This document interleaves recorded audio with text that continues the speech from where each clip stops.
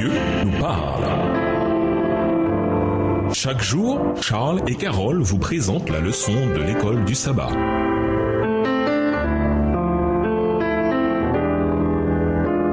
Bienvenue dans votre émission Dieu nous parle. Nous sommes de mardi, les amis du jeûne, Ésaïe 58, les versets 1 à 8. Quel est le jeûne dont il est question dans Ésaïe 58, verset 3? Ésaïe 58, le verset 3. Que nous sert de jeûner si tu ne le vois pas, de mortifier notre âme si tu n'y as point égard. Voici le jour de votre jeûne. Vous vous livrez à vos penchants et vous traitez durement tous vos mercenaires. Il doit s'agir du jeûne du jour des expiations, le seul jeûne ordonné par Dieu. Lévitique 16, versets 29 et 31, Lévitique 23, les versets 27 à 32. Ce fait est confirmé dans Ésaïe 58, verset 3, par l'expression parallèle « nous humilier », second 21, qui suit la terminologie de Lévitique. S'humilier renvoyait à différentes formes d'abnégation, dont le jeûne, à comparer avec Somme 35, verset 13, Daniel 10, verset 2, Daniel 10, les versets 2, 3 et 12. Le cadre du jour des expiations explique l'ordre de Dieu d'élever la voix comme une trompette. Ésaïe 58, le verset 1. Ce type de trompe en corne de bélier appelée chauffard devait retenir comme un mémorial ou un rappel 10 jours avant le jour des expiations. Lévitique 23, le verset 24. En outre, tous les 50 ans, le jour des expiations devait annoncer le début de l'année du jubilé. Lévitique 25, le verset 9 et 10, à comparer avec Ésaïe 27, le verset 13.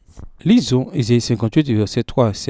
De quoi le Seigneur se plaint-il auprès d'eux? Qu'est-ce qui n'allait pas dans leur jeûne? Ésaïe 58, le verset 3 à 7. Que nous sert de jeûner si tu ne le vois pas, de mortifier notre âme si tu n'y as point égard. Voici le jour de votre jeûne. Vous vous livrez à vos penchants et vous traitez durement tous vos mercenaires. Voici, vous jeûnez pour disputer et vous querellez, pour frapper méchamment du poing. Vous ne jeûnez pas comme le veut ce jour, pour que votre voix soit entendue en haut. Est-ce là le jeûne auquel je prends plaisir? Un jour où l'homme humilie son âme, courber la tête comme un jonc et se coucher sur le sac et la cendre. Est-ce là ce que tu appelleras un jeûne? Un jour agréable à l'Éternel? Voici le jeûne auquel je prends plaisir. Détache les chaînes de la méchanceté, dénoue les liens de la servitude, renvoie libre les opprimés et que l'on rompe toute espèce de joug. Partage ton pain avec celui qui a faim et fais entrer dans ta maison les malheureux sans asile. Si tu vois un homme nu, couvre-le et ne te détourne pas de ton semblable. Il semble que le peuple attendait les félicitations du Seigneur pour leur piété. Bien sûr, ils faisaient les choses à l'envers. Faire preuve d'abnégation pendant le jour des expiations, c'était exprimer leur gratitude et leur loyauté envers lui le jour où le grand prêtre se rendait devant Dieu pour purifier le sanctuaire et ainsi les purifier de leurs péchés, pour lesquels ils avaient déjà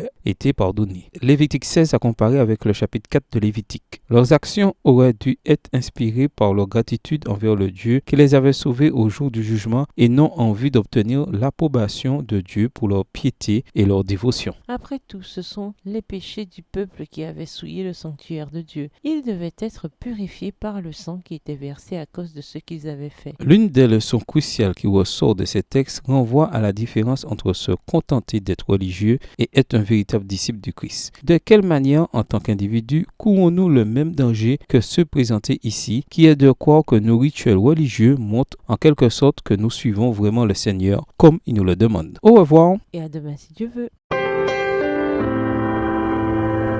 Dieu nous parle. Chaque jour, Charles et Carole vous présentent la leçon de l'école du sabbat.